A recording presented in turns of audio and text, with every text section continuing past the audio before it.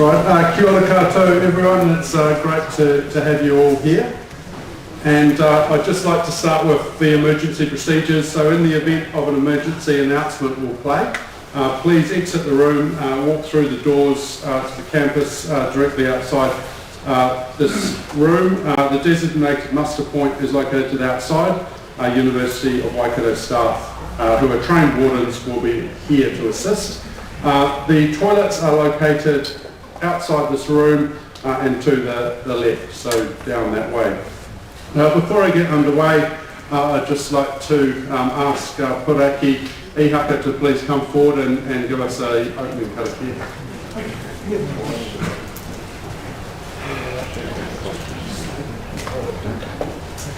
Thank you there, Mahe. Evening, everybody. And on behalf of Manawhenua, I'd like to welcome you here to this building here this evening, and we'll open proceedings with a karakia. Enjoy. Nō reira, kei no tātou let us start. He hono re he karoria māngarum ki te whenua. Whakaaro pau ki ngā tangata katoa. E tō mātou matanui te rangi ki a tapu tō e, hei pāi whakawhenua ana mātou, ki a koe mō tō aroha ki mātou, kua huhu mai I tēnei tō I huni te katoa. Whakanoa ki a tēnā, haramai te toki, haumi e hui e tāi. Kia ora mātātou.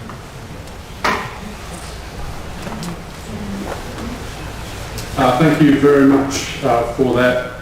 So what is tonight about? Tonight is about giving an update to our community and our people as to where we're at on our waters decision. So we have to make a decision on the 5th of August around our preferred model and how we're going to go forward. So we've been talking waters within the council since November last year. Seriously, we've known this is coming since September last year when there was legislation put in place, and then obviously through most of April we were out consulting with the public around waters and the different options. And we'll just briefly recap on some of that tonight, but this is going to be quite a short presentation because what we want to do is open the floor and hear any questions or concerns that you guys have, and hopefully we can answer some of that.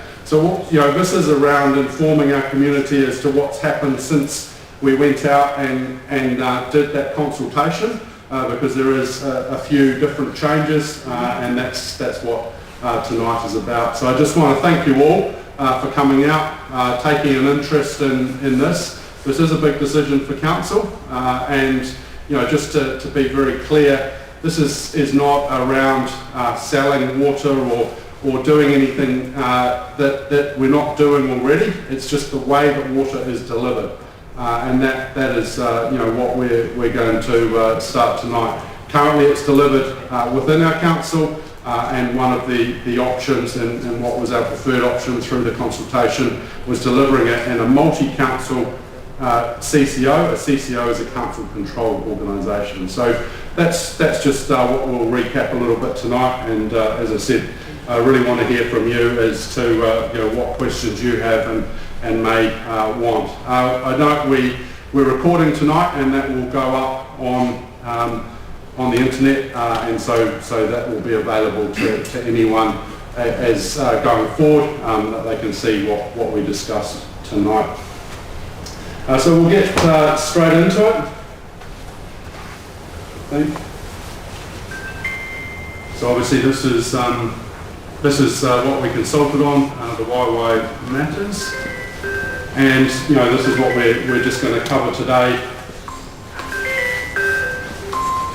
So just going back, why are we here? And we're here because Local Water's done well legislation. This coalition government, it was their idea, I guess, and their answer to Three Waters. I'm sure any of you probably know around Three Waters. So what is the difference between Local Water's done well and Three Waters in a nutshell? Three Waters was effectively mandated. The government sort of controlled what organisations were going to be, and I think one of the big controversial things for a lot of the public was the co-governance of our water entities. So that was Three Waters. What has Local Waters done well? It's similar in the fact that the government are sending a direction to say, look, we want people working together and we want councils to look at those options, but it's absolutely the council's choice as to what they do, and it was sort of through a whole process around that consultation, and that was one of the parts of the legislation is that we had to consult with our communities before we did anything, and had to have at least two options. So why are we making a decision now? Part of the legislation is on the 3rd of September we have to give to the government our water services delivery plan, and that is showing how we're going to deliver waters in the future. Now, what we submit on the 3rd of September is not necessarily final. There is options to change, and we've got another date, September in 2026. And if what we'll discuss today, if we went in one direction and realised that was the wrong direction, there is an ability to change down the track. This is a big decision. Waters is approximately 30% of Tauranga City Council's business. So it is a big call, and we have done it well in the past, and past councils have invested well in the infrastructure. So it is something that we want to get right. So just a very quick recap. What did we go out to consultation on? There was three main options. One was our proposed model, which was the multi-council CCO. Why was that our proposed model? We've had 4 different lots of modelling done, and all 4 point to that being the cheapest option in the long term. The alternative model was a CCO, that's another council-controlled organisation, but only with Tauranga City Council. So that was a second option, and then obviously the current model, which is delivering all these services within the council organisation. That's full control from the elected members over the water. So what did our consultation tell us? This was a consultation between the 28th of March and the 28th of April. We had 726 submissions to that consultation, and and if we have a look at that graph, it sort of shows the first preference of people, how that was split. And as you can see, it was very even between that multi-council CCO and our current model, which is in-house. So that was a bit of a background as to where we got to through that consultation. Some of the reasons people gave for choosing those choices. So people supported the multi-council CCO around the efficiencies and scales and looking at waters from a regional perspective. Others, when looking at the multi-council CCO, were concerned about the cost increases and loss of local control if we were to go down that track. Since then, council has resolved at this stage to keep all our 3 waters together. So the 3 waters is freshwater, stormwater and wastewater. And so the option really is it 2 waters, and that is freshwater and wastewater, or is it 3 waters that include stormwaters? So what we have looked at is potentially any land that is solely used for stormwater will likely go to the CCO. Any water that is used for dual purpose, that is stormwater, but for example, Carmichael Reserve out by Bethlehem, that is a park, and that is used for stormwater collection, but it's also used for recreational purposes. So any of those assets would stay in-house, and we would have a management contract with the CCO that they would deliver the services to service the stormwater part of that. But our parks and recreation staff, for example, would continue to mow and look after the full reserve. So as throughout this process, and we had a resolution to council in December, that we would be open to working with any council that showed there was a mutually beneficial effect. Throughout that, Western Bay of Plenty Council has always been our preferred partner, and that was what we consulted on, a multi-council CCO with Western Bay of District Council and potentially others. Why Western Bay of Plenty District Council? Well, when we're talking about that regional look, it makes a lot of sense. They've got a horseshoe shape around Tauranga City Council. We treat their waste water from Omakaroa. All our freshwater assets are in their region, so there's a lot of efficiencies working together. We had formal discussions with 5 other councils. That was all around the Bay of Plenty and the Waikato, and we modelled all those situations for various reasons.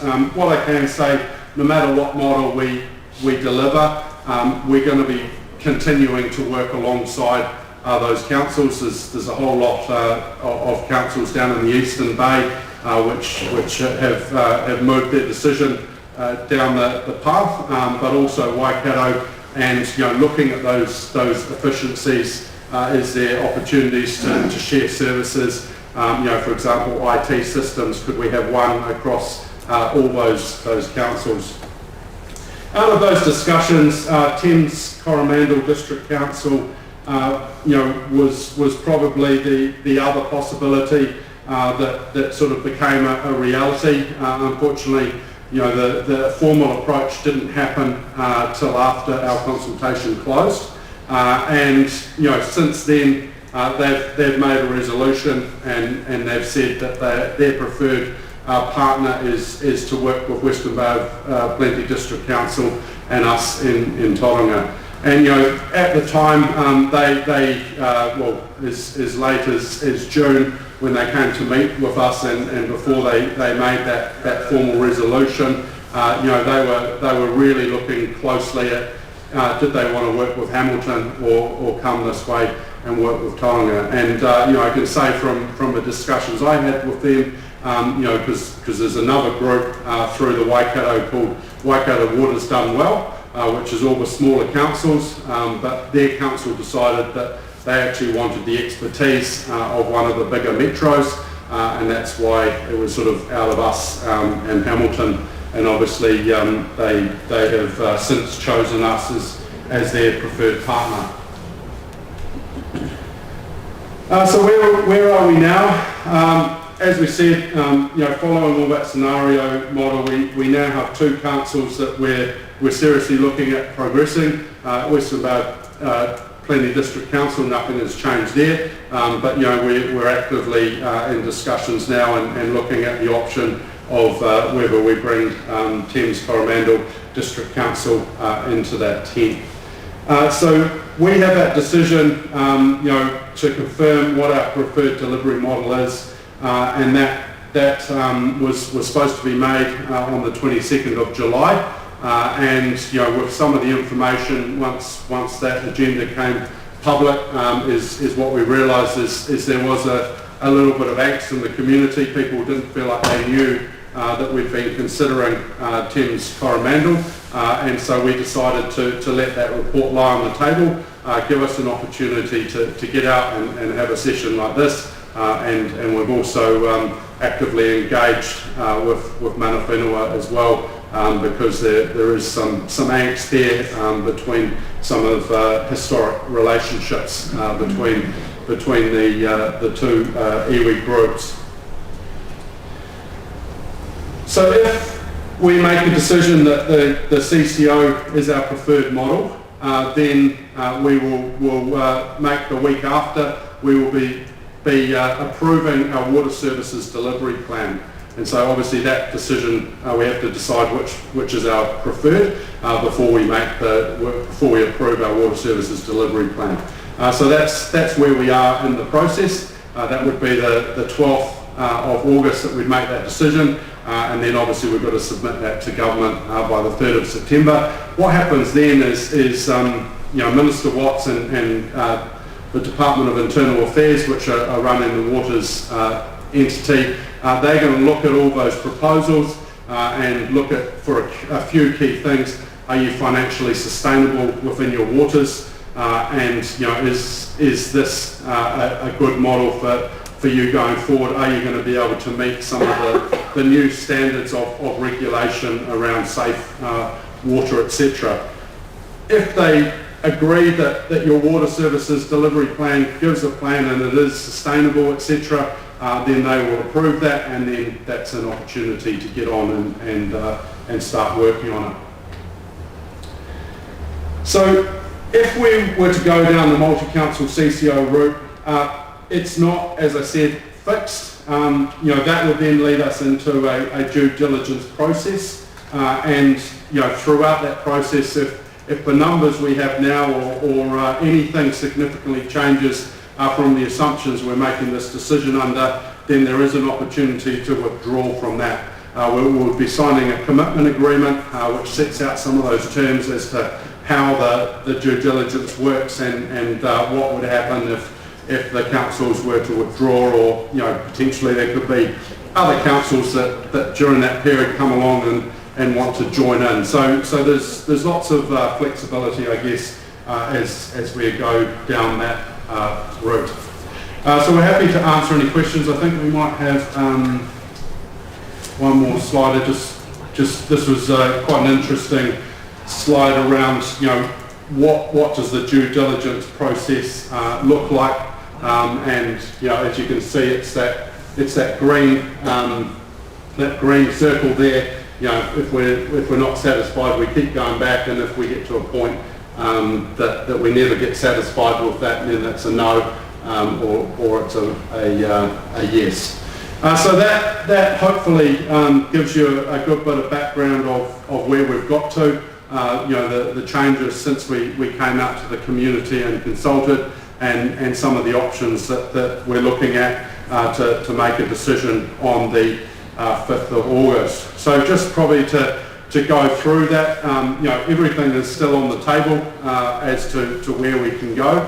We've consulted on a preferred model. We've got to take into account all those submissions that we've received, and then we've got to look at the feedback that we've had and make a decision.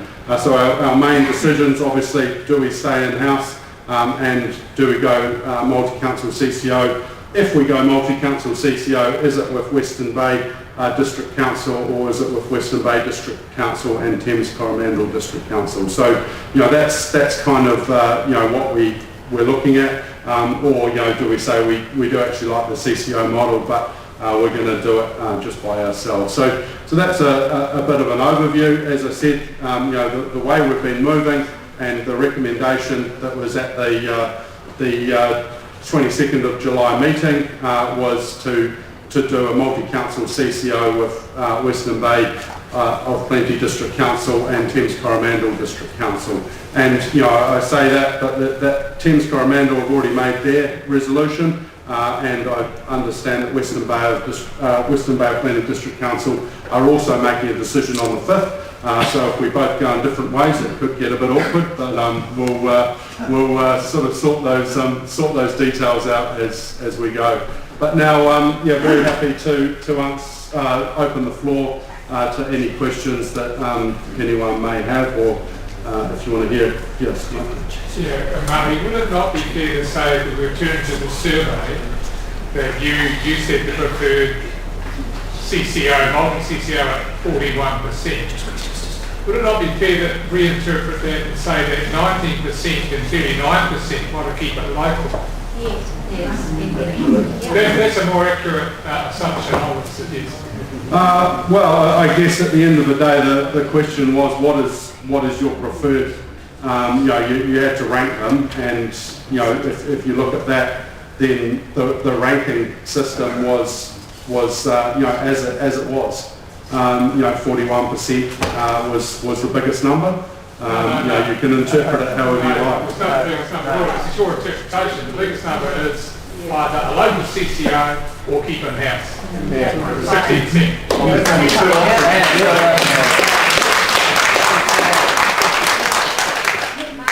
Those two on the chart are really, there's no difference between in-house, current model, and Taronga only. CCO. Yep. They are one and the same. So it's a very unfair model to give three choices. There are only two. No, they're quite distinct. Because one is delivered in-house and is controlled by elected members. One is a council-controlled organisation like Bay Venues that have a separate board, and obviously the ultimate control is with council and ownership. But there is a board of directors that actually run that organisation. So they are quite different. You're talking about local or our representatives in council, but these sort of matters, like Walter does well, then came about after the election. So the current council laws never had the chance to talk about those sort of things before the election. And how do you see that?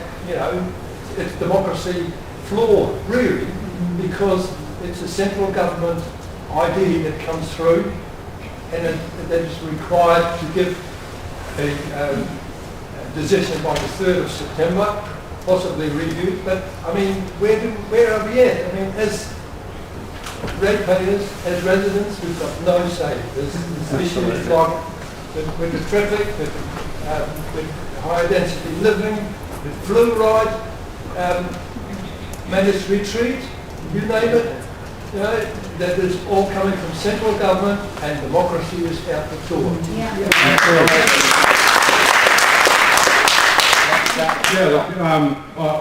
All I can say is I agree, and if that's how you think, then you've got an election next year, and you can send that message to central government that you want the locals to be making the decisions for you, and that's It's too late.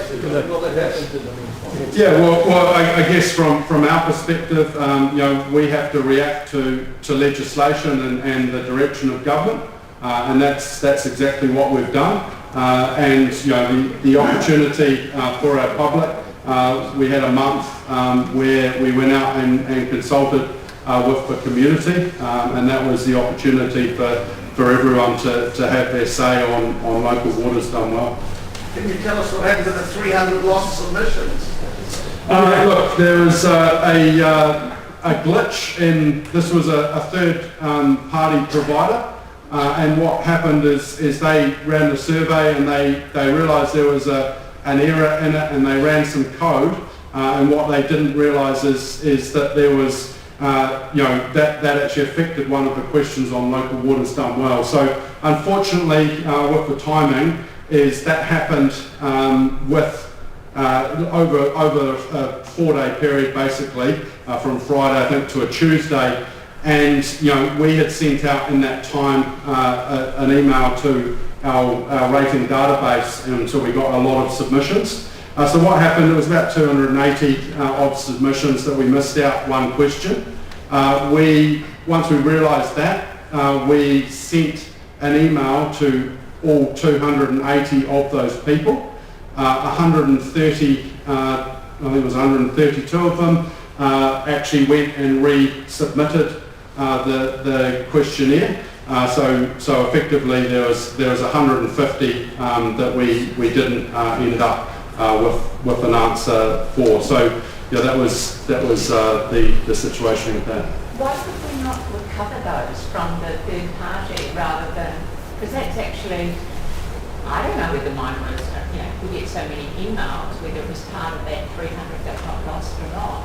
Well, you would have got an email from Tauranga City Council if if you were one of the ones that question wasn't answered.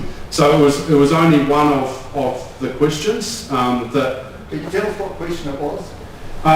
It was around I think it was actually around what was your preferred. It's an important one. Yeah, it was around what was your preferred delivery method. So I just note that everyone that didn't respond out of those 130, we did send a second email out to ask them to respond. There was a number that clicked to the survey but didn't complete, and there was still about 130 odd that had done it the first time but didn't do it the second time. So just to get this right, look, we had 700 and something replies to the survey. Right. And the question that was missing was to do with this question of 1, 2 or 3. And of that 300 went missing. Not by half, but getting up there. 298. 298. Fine. And of the 298, we got back to 130 people. So we've still got 160 out of our 700 that aren't included in that piece there. No, I believe Glenn might be able to connect me. Just about over 200 No, I think it's 150. Yeah, I'm pretty sure it's 150. There's still a sizable chunk that could change those percentages dramatically. How on earth did they go missing? I mean, what's wrong with your inbox?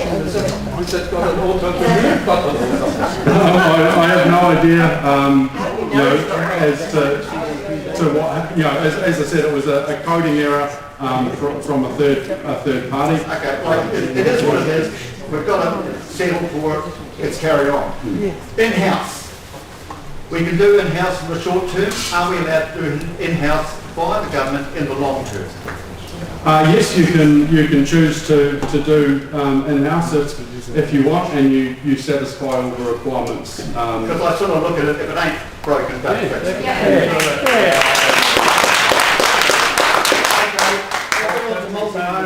Multi-CCO.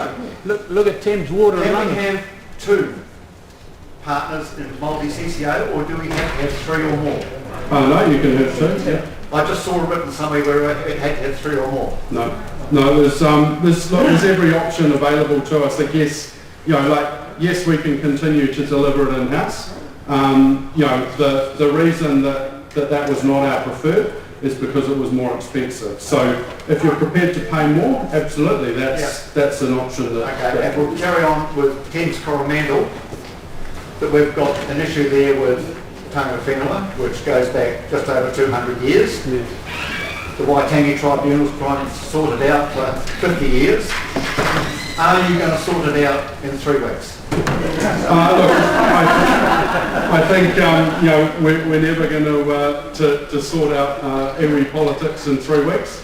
However, I consider what the iwi issue is with Thames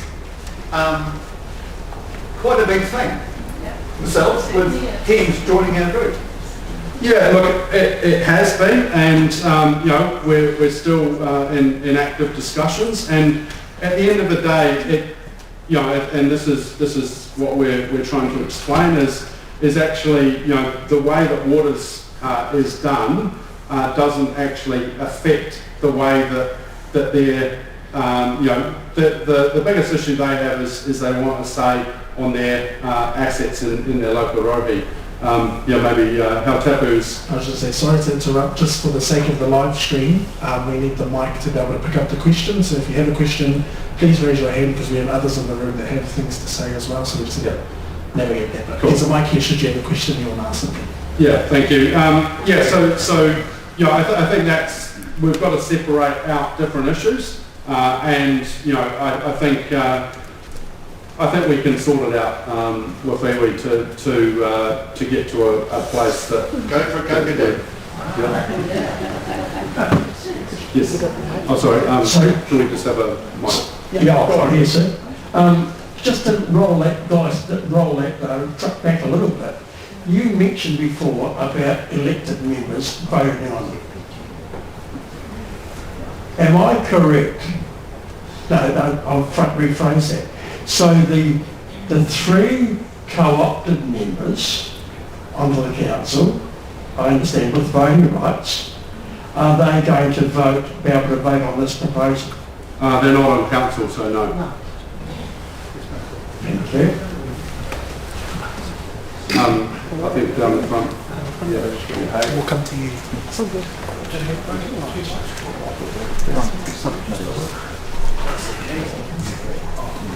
Just to clarify a few things. sorry, please. Sorry. Yeah. I was one of the ones that had problems putting my submission in. I put the submission in when I was here in Papamoa. I got the letter, email from the council when I was in Invercargill on holiday. I used a different IP address, which it rejected. So I ended up ringing the council and putting a verbal submission in with them. So I think it got included, I don't know. But my concern is with the CCOs. I'm ex-Auckland, and Auckland went for a CCO. Now I've only got one pocket. All my cash goes into that pocket. When the government stuffed around and started combining councils and cities in Auckland, it went stupid. When the Auckland final super city went for a CCO, the mayor swore black and blue that the rates weren't going up. But in the case of two elections of the mayor, the council-controlled organisation doing the water and everything, they went from costing me what was a year's water rates to every month. That's 12 times bigger. It was just a problem. And now I'm in Papamoa. I'm really concerned. Our stormwater goes into a retention lake. Alongside that retention lake, we've got park area, which you've indicated that will stay with the ratepayers. Also, in one part behind the Pappin Stave, we've got a walkway, which was put in by the commissioners to cover up a sewage pipe, which is above ground, underneath the walkway, which will also belong to the CCO, I presume. And then we got Harrison's Cut, which was a monumental bill agreed to by the commissioners. Now, all these things, it's making a ridiculous amount of money coming out of my pocket. It's costing me a heck of a lot more than I paid rates in Auckland for a damn smaller section.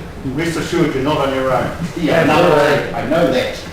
I mean, I was quite happy that the regional council were using our local council to collect their rates at one stage. Now I've got two bills to pay and only one pocket to pay it out of. And now I'm going to have three bills to pay and only two of those will be under my control voting every couple of years. The CCO won't. And my experience in Auckland is because the CCO wasn't, the rates, the costs went up astronomically, and there was the mayor saying, oh, the rates aren't going up anything this year. We swear it. Yeah, I say that the rates don't go up, but Western Bay has produced a pamphlet predicting that the water charges annually per family per year is going to be $4,000 per year. But if you choose for the CCO, it may go to $3,000. Well, there's still times more than we pay now. And why? Water blocks water, isn't it? Comes from above. Look, I can address the increases under either situation, whether it's in-house or it's CCO. Your water prices are going to go up, and that's the reality of the cost of infrastructure at the moment. It's also the reality of just the situation we're in with the legislation saying you've got to be financially sustainable. So just to put it in perspective, Western Bay Plenty District Council aren't sustainable keeping it in-house. Financially to be able to keep that under control. So that is, I guess, the multi-council CCO for them is very much a preferred, as we heard over the long term, it's looking at about $1,000 less, per connection by going in a multi-council CCO. Look, it's not nearly like that in Tauranga City. I think depending on which model you look at, let's call it $350 a connection cheaper. It is still $350 a connection cheaper per year, and I'm sure most of you would have taken a 0% rates rise this year over a 9% rates rise, which is actually about the same as when you were talking about quantum. So, I can't guarantee, or I can tell you right now that water costs are going to go up, whichever situation they're delivered under. My problem is that if water is in council, we can protest about it, whatever. Have somebody to talk to. If it's a CCO, you don't talk to anybody there. No. If you're lucky, you get to talk to the receptionist. Well, you can still talk to the elected members, because ultimately, in a council-controlled organisation, is the elected members are still ultimately responsible for the direction. Yeah. Well, to be fair, and you may have just noticed, they've made some quite significant changes to water care in the last 6 months, and that is exactly the legislation was different for the way water care was set up. That the council didn't have control, and also it was funded by the council balance sheet, and that has been some significant change. The same with Auckland Transport. You can't compare Auckland Transport to what the local government CCOs are, because it was legislated differently, and there's a different level of control. So while it is a CCO, and we're talking CCOs, the actual legislation behind it are quite different. So, and that's been corrected now. Sorry, we've got a lady with the mic back here. Kia ora Mahi. I've got a question around the multi-council CCO and the impact that would have. I'm Papamoa, so kind of in the city area, and I see Thames, Coromandel and Western Bay as a lot of rural, probably managing their own wastewater, stormwater. How will that be managed? And I've experienced where rurally you're being put onto a sewage system and it's 40, 60, 80,000 for a connection that you're forced into as well. What's the kind of forward thinking under the CCO? Have you got like some models of what that would look like for rural? And then the cost across, is that a cost that goes across the whole CCO then? Yes, so generally what happens with rural is you're not actually involved in the CCO at all. If you're collecting the rainwater off your roof and you've got your own septic tank, then you're not charged fees for those things within council at the moment. We don't have any rural within the Tauranga City Council boundaries, but they're outside. It's I guess if those were to grow and you brought them into an urban area where you started servicing them, that would have an impact. So and just so I think Thames Coromandel have resolved that they're going to leave all their stormwater with council. At this stage, and obviously as we've seen through plenty of different situations with natural disasters and stuff, that generally is affecting some of those coastal roads and would be a stormwater issue, but maybe not that wastewater, which is Whirianga and some of those Pawanui, etc. Those are towns that are actually serviced. So they've actually got a very modern system. They've invested quite a lot of money, but they're distinct little towns around the place. They're not going out through big rural runs to service people. So they're quite compact little areas where they've got the fresh water and the wastewater dealt with there. So yeah. Thank you.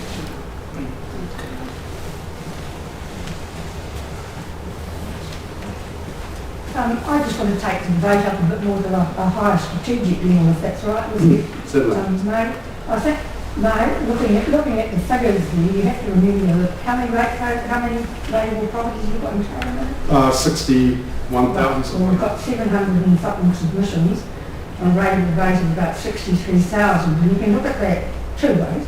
You can say one, people are apathetic, or two, that they're content to leave the council to actually deliver for all of us, not just for now, but for the future, an informed judgment as to our future when you've got all the information on the table. There's a couple of things I want to ask you. Thanks for taking the land out of the stormwater system. That was a considerable concern to me because of its environmental aspects. But two things I want to ask you about. First of all, if we take stormwater in, who would be responsible if something occurred like in Auckland?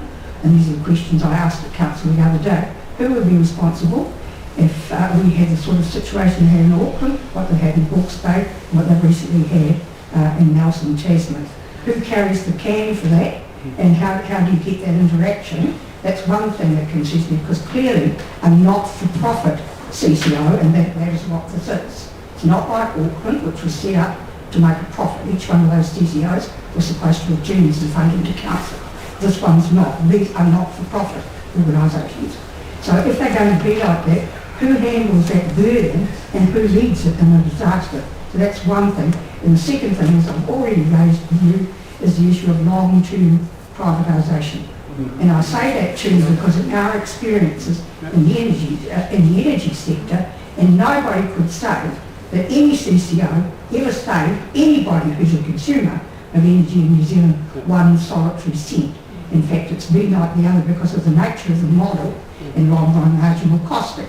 So if we're going to do this here, we cannot rely on legislation in any government, either government, that actually makes privatisation out of the question. You have to do that for yourselves, and an overarching, and what I'm going to ask you is, would you be prepared to put in an overarching direction in your letter of expectations, which makes it crystal clear that in these circumstances, CCOs are not able to be privatised unless they come back to the constituent elected members who need to vote by 75% to actually change that situation. In other words, it's increased. Believe you me, as I said to you the other day, this is not a perceived problem. It's a real one, and we need to learn a lesson from what's happened in energy. The gouging that's gone on because of long-run marginal pricing can occur in water too when you start pricing from the last treated litre. No, thank you, Mary. Some really good, some really good questions in there. So stormwater, yes, that is the balance, I guess, as to where the responsibility lies. Ultimately, you know, if you when you set it up, it's around that contract. So ultimately, the responsibility would lie with the CCOs because they are effectively, while we have it on our balance sheet, they are responsible for looking after and making sure that the stormwater system works as it was. Because the worst situation is when you've got all your water engineers in the CCO, and then you've got to start employing water engineers in-house to do the same thing. Then that just means that you're doubling up and you don't get that economies of scale. On the privatisation, look, we've absolutely heard your comments at council the other day, and they were well received. And this is I can tell you a live issue and one of the key things for Manawa Whenua and iwi around a similar sort of thing. So yes, there's ways around that you can protect. But I just note in the legislation as it sits at the moment, and you're right, it can always be changed, but it's not possible to privatise water assets, in the legislation at the moment, but things can change. And I think rather than put it in a statement of expectation, for example, it's probably better to embed that in sort of constitution and things like that. So that's absolutely something that we can look at as we go forward, and just say we have heard that and take that on board as a very real concern from the public. So thank you. Thanks. Mahi, a few questions. This contracting out has been a business sort of fad for years and years and years. And lots of businesses all around the world, big businesses, small businesses, have done it. It's going to save money. I don't think there's hardly any cases where it has actually saved money. What the trend now is, I think businesses understand, is that your core services, your core business, you should keep in-house. And if water is 30% of council's business, I would call that a core business. If you farm it out to somebody else, their vision of efficiency is just charging us more money. How is that going to help us ratepayers? And is it a sensible business decision? I mean, you've got this supposed cost savings, but there's a very high chance that further down the road those cost savings won't eventuate. They'll just disappear into the mush.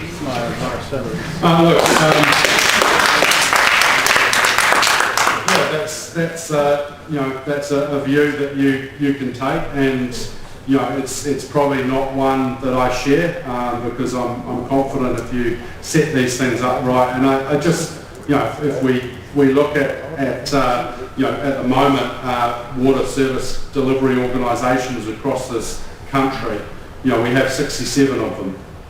67 different councils that are delivering water services. So, if you think that is the most efficient and effective way to deliver water, I don't share those views. And that is because we don't share IT systems. We don't share management. We all employ our own engineers. We quite often contract out to a company like Downer to do all the maintenance of our waters. Those sort of things, when you've got 67 different councils with 67 different contracts, I think there's a lot of efficiency by bringing some of that together. And like when you look at us in Western Bay, we actually share a maintenance contract that looks after the whole region at the moment, which is a really sensible thing to do. So you've already achieved that efficiency. You've already achieved that. You've already got that. Yeah, so we do, but there's still two waters. Still two teams of water engineers and the people out there working in waters, which I believe there's efficiencies there. There are obviously more efficiencies, but do you need a multi-council CCA to achieve them?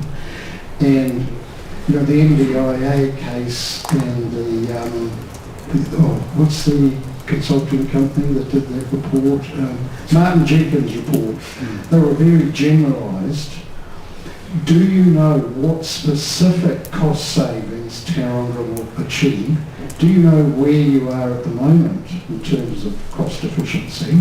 And do you know where you're going to get to with a CCA? I mean, it's all very well saying the generalised model says it will be more efficient, but what we're concerned with, will it be more efficient for Tauranga? Is it going to make Tauranga more efficient? Do you know that? Have you measured how efficient Tauranga is now? Do you really know where those cost efficiencies are going to come from? Is there any sort of analysis of that? Or are we just assuming that this general graph works for everybody all the time? Well, I can give you my personal view. I don't think we're very efficient at all, and you can go back and watch the council meeting on Tuesday, and you can see my views on where we're at. 8 months into after asking for value for money, that I don't think we're delivering value for money, and so I think there is a lot of room to improve within our council. And I think there's an opportunity across a lot of other councils. So look, yes, we haven't got into those details. I guess that's where we would, that's where you'd usually do that, really dive in and get stuck into the nitty gritty in a due diligence process. And if we can't find those efficiencies, then that would be an opportunity to exit, because I'm not doing this because the reason I'm doing this is because all the modelling has said that this is the most efficient way to do it. And that, from a high level view, is what I think, yeah, that makes a lot of sense. But, you know, if it suddenly it looks like it's going to cost our ratepayers, you know, $500 more a year to do this, well then I'm more than happy to pivot. I'm not here to do it because, you know, I'm sending a crusade. I want to get rid of our water. But, you know, at the moment, all the information I've seen, you know, points to that being the best option. And I think, you know, when we talk about, you know, when we talk about waters and some of the feedback we've got about loss of control, you know, that the cost will go up. Yes, that is absolutely a concern. But, you know, actually, when you break it down, do you really, as the public, want to be making decisions on water, or do you want water being delivered out of your tap when you turn it on, and you know that the water's flushed when it goes away, and you want that delivered at the best economical price that you can have it at? And I think, you know, from what I've heard from a lot of people is they say, actually, you know, yeah, that's right, it's a really important service because you can't live without water, but I want it to be delivered as efficiently and effectively as possible, and if that's the case and I'm paying the less I possibly can, then I actually don't really mind too much how it's delivered. And I think, you know, if that's the way I view it, and maybe I've got that wrong, but you know, that's what I've heard, you know, over the last year or so. So is it going to be measured, and can we change our mind if it doesn't work? Well, absolutely. There's always an option, and you know, in anything you can always make a decision, and that's something you know we've discussed in council. You know, when we're coming up with this framework for our CCO, is we want off ramps, but we also want on ramps, because there might be a case in 6 months' time that you know, Rotorua want to come and join us, and they want to join in, and again, if it's mutually beneficial to us both, why wouldn't we? However, you know, if we go through the same due diligence process, and if it doesn't make sense, we wouldn't. You know, we may get a call, you know, from Minister Watts after the 3rd of September and say, look, we want you to go and look after your brother next door, and we want you to take on them and help them out. And, you know, again, I'm willing to look at that. But, you know, that would come with conditions that our ratepayers aren't going to subsidise sorting someone else's water out. So, you know, those are all options, but, you know, there's a lot of what ifs in this. You know, my personal preference is to go and let's get under the hood and due diligence. Let's ask all these questions around, and if it's still pointing in the same direction as all our modelling, then great, let's go. If something significantly changes, then you know, we can off ramp and go our own way, because I don't disagree. We do things well, and water has been delivered by Tauranga very well, and we've invested well in the future. That's why we've got a big, massive debt on our balance sheet. Okay, I'm a little bit of a control. The CCO that's going to run water is going to be slightly different to the CCOs that we've got going at the moment. Yes, it is. Because let's face it, the museum, the library and the other one aren't sort of models that we'd want to follow at the moment. I'm just looking at how this, like, we're going to have a CCO because that's what you want and that's what's going to get voted through. Let's just go down that track. We're not going to have anything else. How the CCO is set up, like, I gather we're going to have shareholders, form a shareholder group, which is going to be a nice type of group which can't be councillors or council staff, and they're going to appoint a board of directors which are then going to go and run the company. And this is going to take 40 odd people to do, and it's going to cost about $9 million. I was listening to Mary the other day and she said, why can't 4 people do it? You know, like that's how. So, okay, we go to our CCO, and the way it stands at the moment, we've got 64%, I assume that's of money going in. Okay, I don't know where we stand on assets going in, because all the assets are going to be changed to the CCO.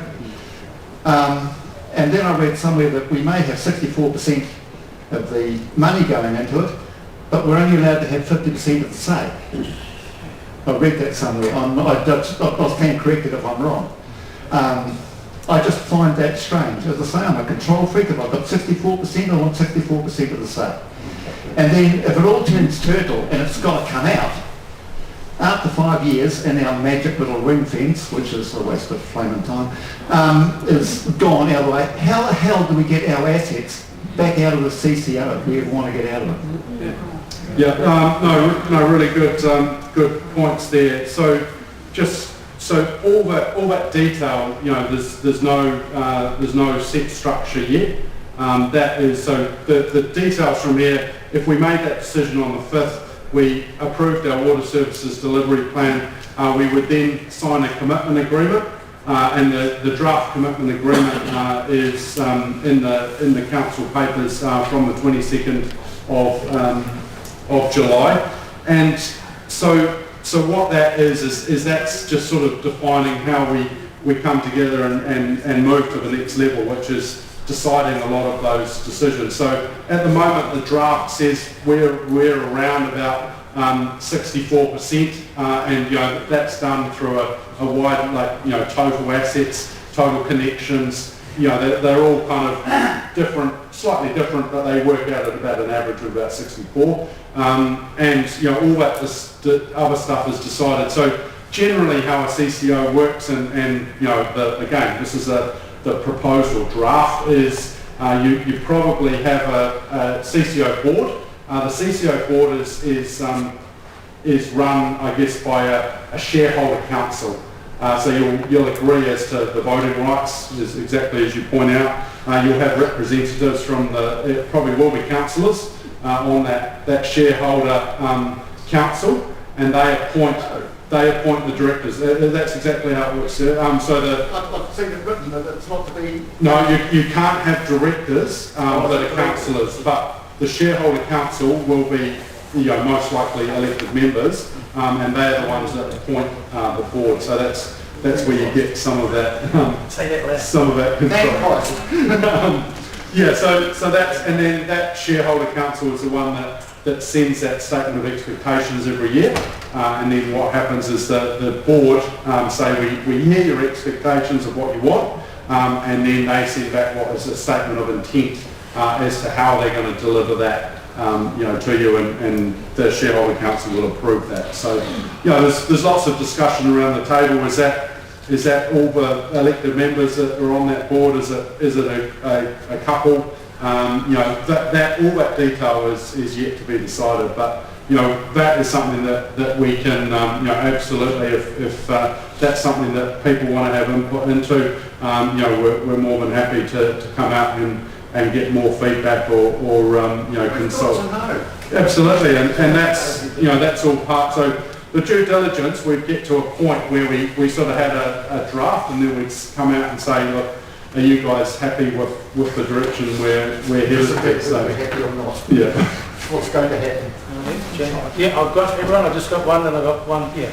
Jan, please. Your Worship, thank you. I have a few questions as well. My name's Jan Jenga and I'm from Bethlehem.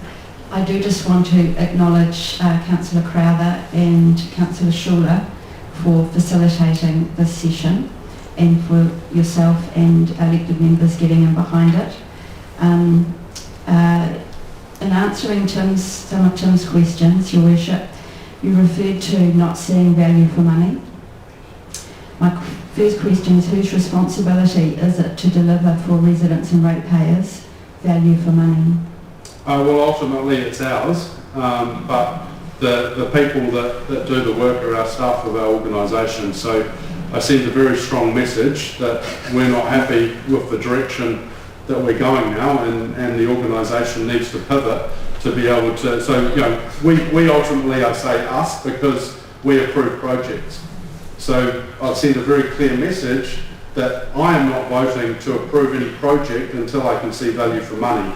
And so, you know, we're going to grind this whole city to a halt if that value for money is not going to be delivered to us. And so, you know, now it's the responsibility of staff, and we've got some new processes in place to try to achieve that. But you know, it's going to get quite awkward. I can tell you, the waterfront, we want to deliver it, but right now at $5,500 a square metre to build a urban park, I'm not comfortable supporting that. And But what's he done about it in the last 8 months? Nothing. Sent it down the road.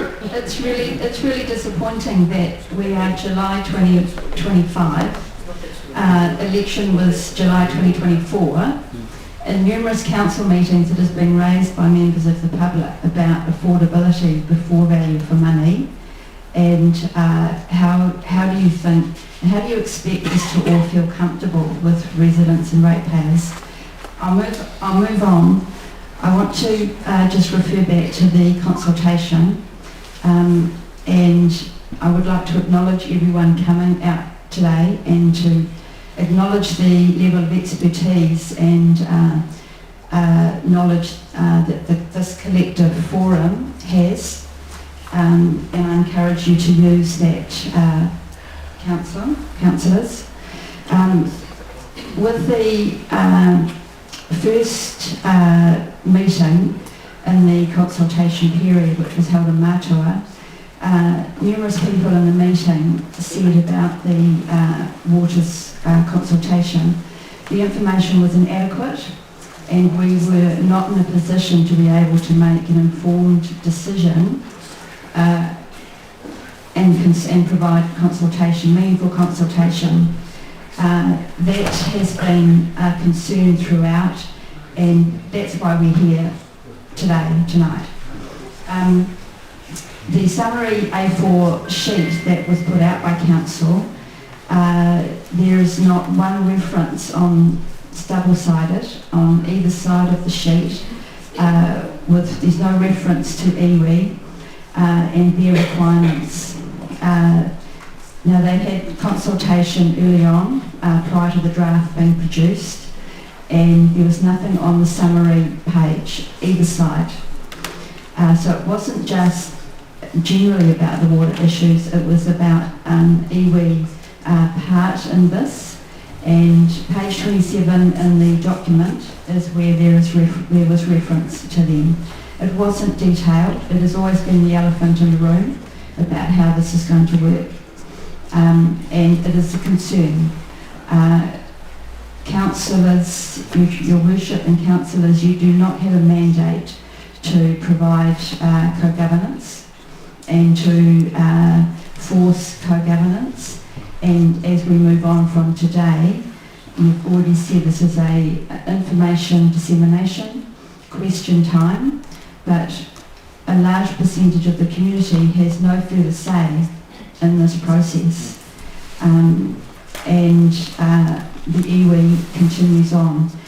You stated tonight that you've had active engagement with Mana Whenua since the close of consultation.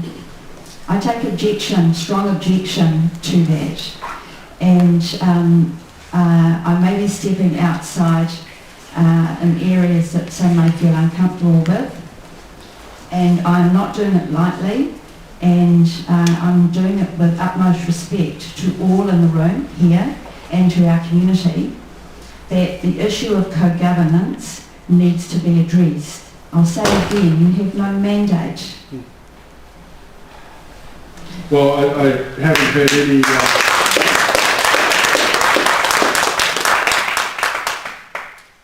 There hasn't been any discussion around co-governance, and that's something that if we're in a multi-council CCO, we'd have to discuss with our partners and figure out.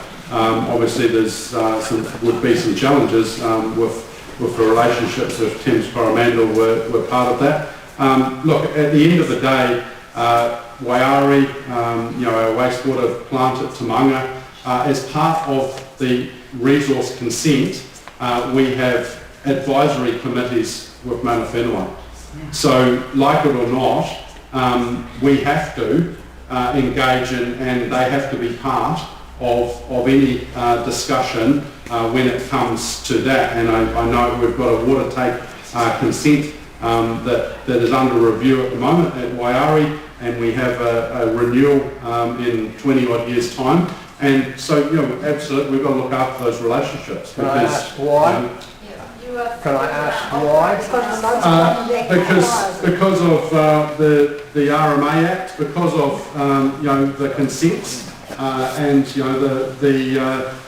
you look at iwi and the relationships that they have with catchments, etc.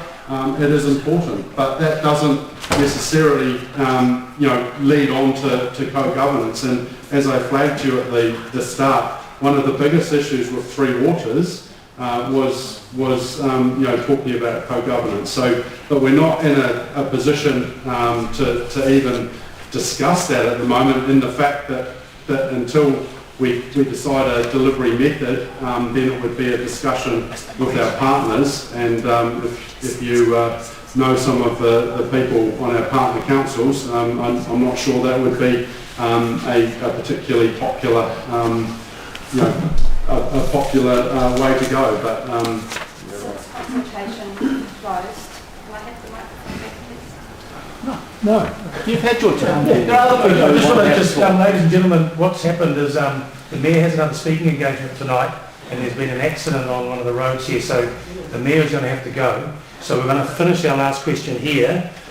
There are forms here that people have still have questions, and I know that you've got some important questions, so we'll encourage you to fill these out, and then that's a process we can follow through. But really appreciate your time, but the Mayor is a busy man.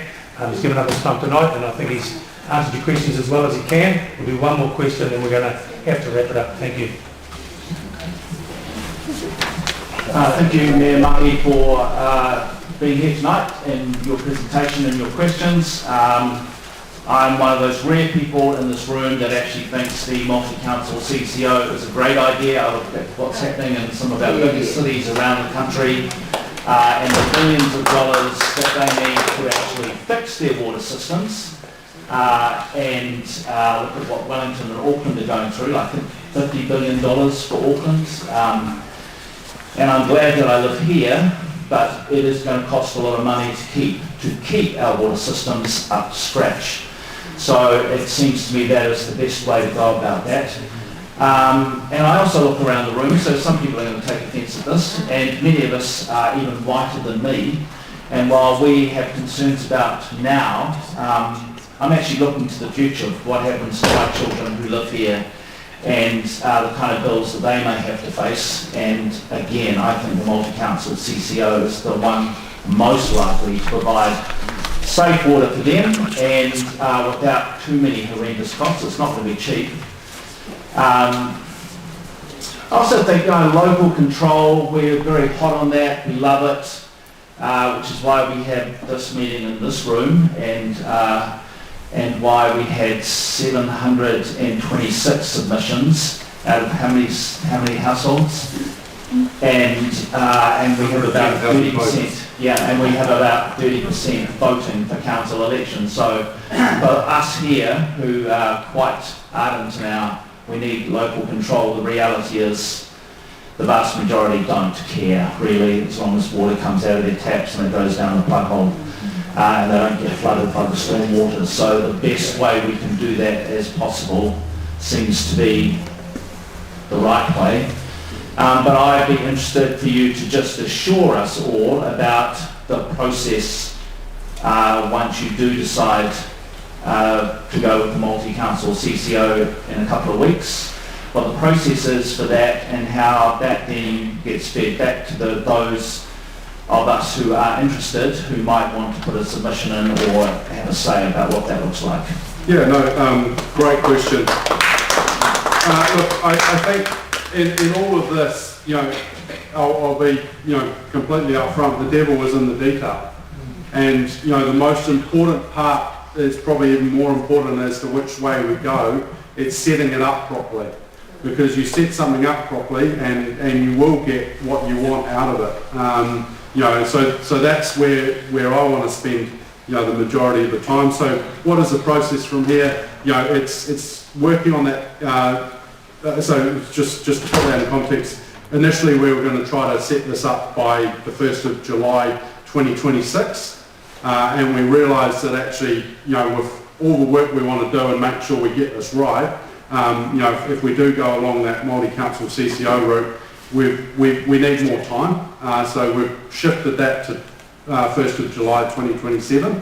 And I guess if we got to a point where actually that was still too soon, we've got until 2028 to do it. So there is those off ramps, but what is it now? We've got to work together. We've got to make sure, one, we agree on the direction that we're going, that we get. We're starting to work on how the voting rights work. What is a shareholder council, or is it the three councils as a council give direction, to the CCO separately.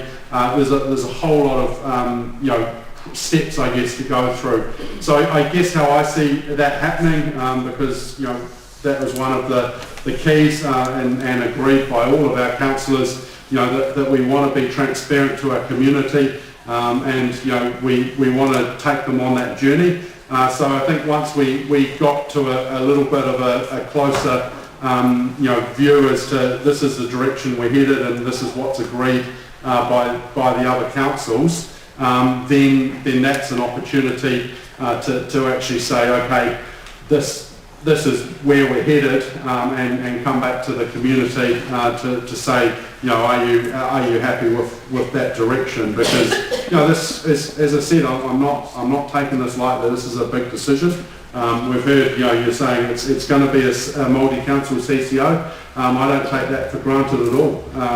There is 10 different views around the table. I've very much expressed mine and the direction that I think, and I've given you some of the reasoning why that is, because I believe that's the most efficient and effective way to deliver for our ratepayers. It's going to give us the ultimate cheapest per connection cost, to our ratepayers, and I think that's what's the most important. But I will be swayed if we have contrary evidence to that. So that's where we're at. I can give you my commitment that we'll come back to our community and just give you an opportunity to have another say, make sure that you're happy that we're moving in the right direction, because as I say, this is a very big part of council, and it's very important that we get it right.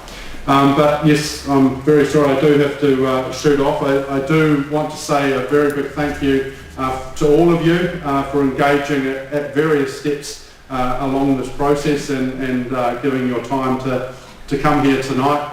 We're always available. All your elected members, you can email us, you can organise meetings with us if you want to talk about this one-on-one. As we said, there's an opportunity to send your questions. We're happy to answer those and publish them on the web so that you can see others' questions as well. But really appreciate you coming out tonight, and just so we do have some really big decisions, and it's really important that we take you guys along with the journey, but also understand some of the feelings, and we've got some really good feedback tonight around certain things that we need to consider as we go forward.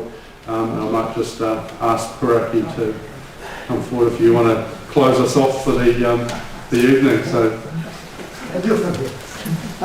Kia ora, Mayor. Well, obviously there's a lot more water to flow under the bridge. Not that I'll close our hui for the night.